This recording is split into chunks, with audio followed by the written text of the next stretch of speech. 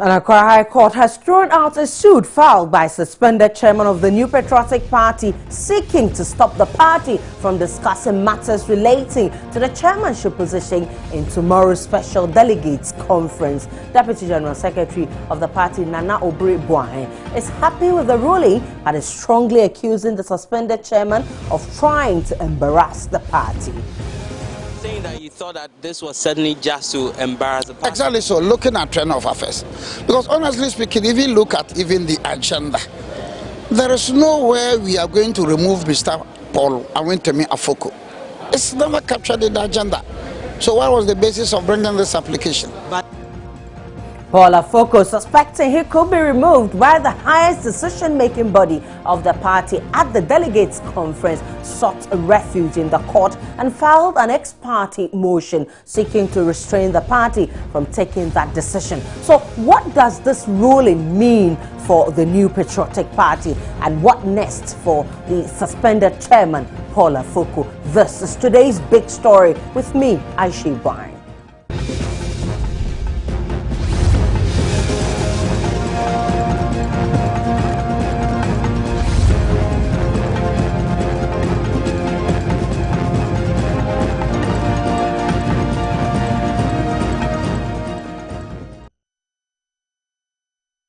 You will recall that suspended chairman of the NPP, Paul Afoko, filed a suit in court that sought to prevent the NPP from discussing him at the party's upcoming Special Delegates Congress. However, lawyers of the NPP, including Godfrey Dame, Professor Michael Kwe, Nana Obiri-Boahen, and Dr. Edusei Poku got wind of his action and rushed to the court to defend the party. Now, the sitting judge, Anthony Yeboah, who ruled the matter, said the plaintiff ought to prove that his removal may cause irreparable damage to him as a person before his suit will be considered. They told the court Afoko's reason for seeking an injunction, that's the party, was baseless and highly speculative. Let's hear from Deputy General Secretary of the party, who feels Paul Afoko's intention is simple: to embarrass the party.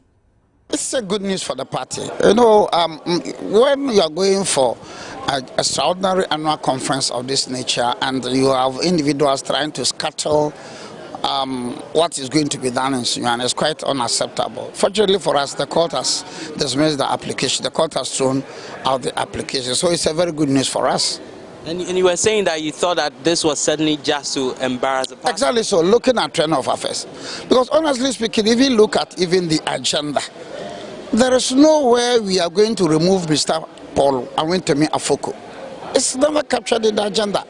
So what was the basis of bringing this application? But his lawyers also argue that if really you do not have any such agenda, why were you so determined to push this out? I'm a lawyer. My colleague lawyer has made his day in court. I don't think it will be good for me ethically and professionally to comment about his submission. But the bottom line is that the application has been thrown out. So certainly there is nothing like that going to come up tomorrow? Oh, well, as far as I'm concerned, I don't think so. You don't think so, or it won't happen? No, it's not going to take place. It's not going to happen. If you look at the NPP constitution, before you can embark upon the removal, it's not a simple thing at all. So for me, I think that it was much ado about nothing. And we had news about 30 minutes ago that the chiefs in the traditional council in the Brown Hafo region, because of the issue that broke out between the regional chairman and them, they were in a crunch meeting trying to stop this. Well, we are in court. Does that disturb you? I don't think so. The party will not, they cannot scuttle. No, it's not a question of they cannot. I think that we should allow our colleagues in Sunyani to take up the matter and go into it. But is that disturbing news for you? Personally, or as a party? As a party. Oh, as a party, once there is this idea that they've met, at least honestly speaking, it must be a very unpleasant news. But I think we will cross the bridge when we come to it. So we'll be speaking with one of the lawyers of the NPP, Dr. Edusei Poku. We'll also be speaking to our man, Afoko, who was in court today to monitor events and also get some analysis from a political analyst, Joe Jackson, in this program within the next few minutes. We'll take a short break. When we come back, we'll bring you analysis of this discussion.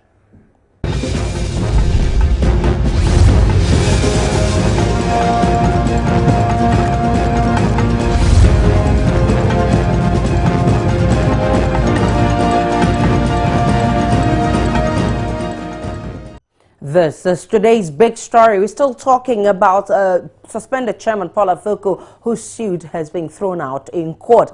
We have our man, Afoko, who was in court to monitor the ruling. He will now join us in the studio. Good evening, Afre. So what led to this decision by the judge? Well, you had legal representatives of the NPP making their case, and also lawyers for Mr. Paul Afoko led for also making a case. And let me first give you an idea of what the NPP said. And what they explained that tomorrow's extraordinary delegates conference has nothing to do, absolutely nothing to do with the removal of Mr. Paul Afoko, as is claimed in the writ that he filed in the High Court on the 16th of this month. Again, they say that even if Mr. Paul Afoko is removed tomorrow, there will be that avenue for him to challenge that decision. And this is something that Mr. Paul Afoko's lawyers clearly disagreed with, saying that they've even intercepted some text messages. They've seen some WhatsApp messages as well to the over 200 delegates that will converge in Sunyani tomorrow, saying that a key issue on the agenda is the removal of Mr. Paul Afoko after his suspension by the National Executive Committee of the NPP. They want to completely remove him. But again, in this case, the NPP's lawyers came in and said that even if they want to do that, that certainly, per the constitution of the NPP, cannot be possible, because following that procedure, there has to be a certain one-man notice given to the delegates who play a vital role in this process and all that. But at the end of the day, the judge, presiding judge Anthony Abua, listening to both sides, decided that on throwing out the injunction based on two key issues. One, that Mr. Paul Afoko's lawyers had failed to prove to the court that indeed, if this injunction is not granted, and the injunction prevented the NPP from discussing anything to do with this suspension from the party, if it's not granted, it will cause him irreparable damage, because there will be an avenue for him to challenge that removal the same way he's challenging his suspension in court right now. Secondly, the presiding judge said that looking at the huge investment that goes into organizing events of this nature, and again, again against the backdrop of the fact that Mr. Afoko's lawyers have failed to prove to the court beyond doubt that this will cause him any damage at all, he couldn't grant the injunction. I'll have you hold and speak with Dr. Edusei Poku, one of the lawyers of the NPP who went to court to defend this matter. Good evening. You're welcome on today's big story. Good evening. Dr. Edusei Poku, what does this ruling mean to the NPP? Well, it was a limited ruling in the matter between Mr. Afoko and the NPP. And what he was seeking to do was basically say that if the Congress that is coming on tomorrow is intended on removing him, then the court should not allow that to happen. But he couldn't prove the case, and therefore the court didn't grant the injunction, because there was no indication that actually that's part of the agenda, and that was the holding of the court. Afre is talking about SAMs involved in organizing such a conference, but based on what else was this ruling made? You know, in applications for injunction, one of the cardinal principles the court looks at is the harshness of the order, and then the balance of the convenience of the party. So you are protecting an individual right, and there's also the collective rights of members of NPP who have expended a lot of money in seeing to it that there is this Congress in Sunyani. So if you issue an order that prevents them, is that going to serve the ends of justice? I believe that weighed heavily on the judge's mind. They realized that the person who is complaining is not actually going to suffer any harm if the order is refused, and it was accordingly refused. But how does this give the party an upper hand over Mr. Paul Afoko? Well, not at all. Just the ruling was quite detailed. The judge made some intimations that the lawyers for Afoko, I realized, were somewhat moved. I mean, the leading lawyer, Safu Boabeng, made indications that they don't know about the existing application for interlocutory injunction, but all the same, they took a day and then said they will come and move it in court. That is in fixed for, I believe, the 20th of January for that to be moved. How do you respond to accusations by Afoko's lead lawyer, Safu Boabeng, for instance, who thinks the party have plans of removing his client at the Special Delegates Congress, and that's why you were in a haste to challenge the injunction application? No, I mean, they couldn't sustain it because the application that was sent to court, they didn't even exhibit the agenda. Just that we took pain to exhibit the agenda, even though the judge said because this was ex parte, he wasn't going to allow it to be on notice. And since they couldn't establish that that was part of the agenda, it went against them in the sense that if you are not sure of the agenda for the meeting, how can you say that your removal is part of it? For that reason, the party should be injuncted. So if they had been able to show that it's part of the agenda, I believe their case would have been different, but they couldn't prove that.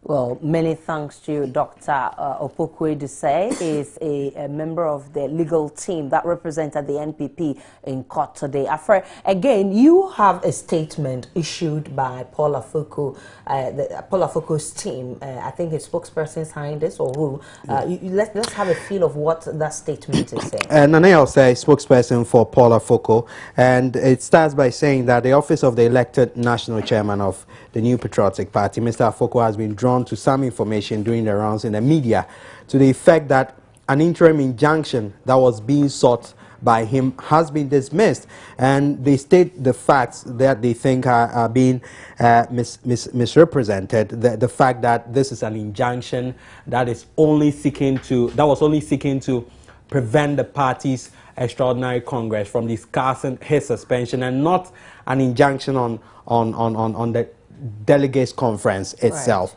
Right. And the interesting part of all this, despite the fact that the court was emphatic that this application be thrown out, despite what they were seeking, that Mr. Afoko's matter should not be discussed. And in fact, the court made mention that even if Mr. Afoko is removed from office tomorrow, he has legal avenue to challenge that. This is what Nana I'll say is making, that by this development in court, the party has given the assurance that it will not discuss any of this, what they describe as so-called suspension or removal of Mr. Afoko at the conference. That's his understanding of today's ruling. Today's ruling. Again, another interesting point also related is that by this development, and for the avoidance of any doubt, Mr. Afoko's application has achieved its intended purpose of preventing the discussion of any issues in respect of his position as a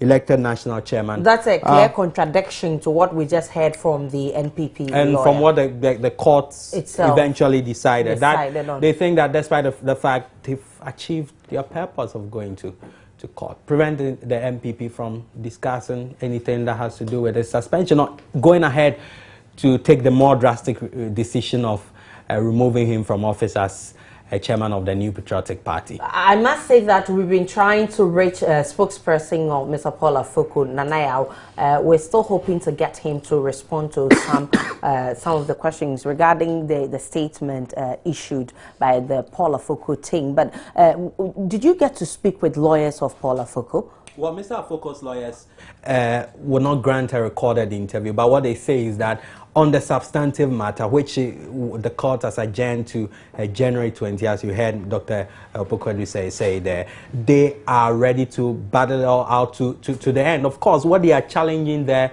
is about the processes that the NPP's National Executive Committee went through to, suspend Mr. Paul Afoko indefinitely, how that meeting was convened, the fact that it's only the acting chairman who had the right to convene meetings of that nature. He was within the jurisdiction, yet Mr. Freddie Blay convened that meeting. They are challenging the substance of those issues that they first raised in court, aside this injunction that they certainly have lost. Let's speak with Mr. Joe Jackson, who is also a political analyst. He's also on the phone now. Good evening, Mr. Jackson. We appreciate your time on today's big story. Mr. Jackson, you're on today's big story. To your viewers and listeners. Many thanks. And let me ask you, Afoko has lost his case in court. And how good or bad is this for the NPP? Actually, this doesn't change much because the Afoko case was ridiculous in the first place. Right. I mean, you cannot go to court to say, I am thinking about stealing your bag, so you should restrain me from walking in front of your house. Right. That's ridiculous. Right. But it still does not stop Afoko if they do get rid of him to take the matter to court. Right, to challenge that decision. So this was, in a sense, Afoko just fired a warning shot across the bows of the NPP ship at the moment. Right. And what NPP did was to show how ridiculous it was. In the court. NPP lawyers of those in control at the moment, how ridiculous it was. Okay. But all it tells us that Afoko is going to be fighting every step of the way to try and derail that train. So Afoko's lead lawyer, Osafo Boabeng, for instance, thinks the party have plans of removing his clients. And that's the reason why they were in haste, to challenge the injunction application. You think so? Well, the point is this. Unless they have removed him, there's no point. You cannot claim that somebody is thinking about an act. So that in itself constitutes some sort of what do you call it? Some sort of act that you take to court. Unfortunately, the law is not Christianity. If you cast a look in lust at a lady, that means that you have sinned. Fortunately, the law doesn't work that way. The law you have to make an overt act first. So it's ridiculous.